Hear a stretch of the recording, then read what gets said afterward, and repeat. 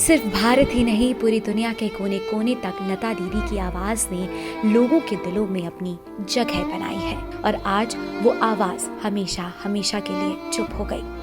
लेकिन जिस आवाज ने लाखों करोड़ों रूह को सुकून पहुंचाया हो, वो कभी चुप नहीं हो सकती, सदैव अमर रहती है। स्वर कोकिला लता मंगेशकर का रविवार की सुबह मुंबई में निधन हो गया। लता जी के निधन के बाद देश में 2 दिन का राष्ट्रीय शोक घोषित किया गया है। राष्ट्रीय शोक के दौरान किसी सरकारी या औपचारिक कार्यक्रम का आयोजन नहीं किया जाता। लता जी के घर के बाहर सुरक्षा बढ़ाई गई है। एक एक करके उनके परिवार वालों के साथ साथ बॉलीवुड जगत के तमाम कलाकार उनके अंतिम दर्शन के लिए पहुंच रहे हैं। शाम को 6:30 बजे शिवाजी पार्क में पूर्ण राजकीय सम्मान के साथ उनका अंतिम संस्कार होगा। लता मंगेशकर ने अपनी सुरीली आवाज से सभी को अपना दीवाना बनाया हुआ था। उन्हें संगीत विरासत में मिला था। भारत रत्न से सम्मानित लता मंगेशकर ने अपने करियर में कई भाषाओं में 25,000 से ज्यादा गाने गाए। आज उनके यूं चले जाने से राष्ट्रीय जगत से लेकर राजनीतिक गलियारे में भी गम का माहौल है। राष्ट्रपति रामनाथ कोविंद, पीएम मोदी, सीएम उद्धव ठाकरे, कांग्रेस नेता राहुल गांधी समेत तमाम राज्यों के मुख्यमंत्रियों ने उनके निधन को अपूरणीय क्षति बताते हुए गहरा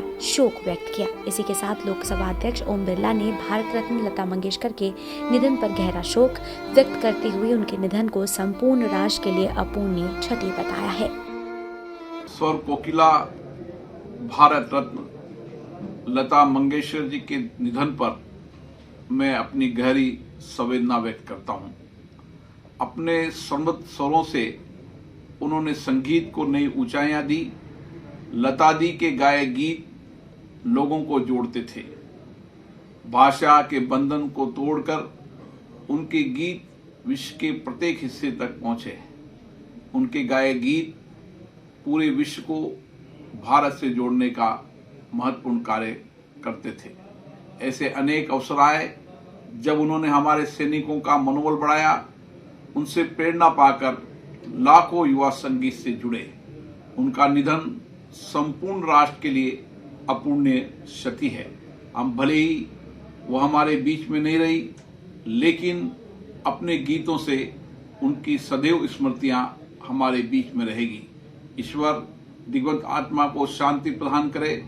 उनके परिजनों और प्रशंसकों के प्रति भी मेरी संवेदना।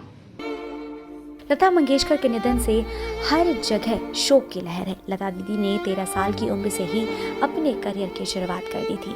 उनके चेहरे पर बचपन से ही मासूमियत थी। बेहद कम उम्र से अपनी आवाज से सभी को अपना कायल बनाने वाली स्वर कोकिला ने कई बड़े बड़े सम्मान अपने नाम किए।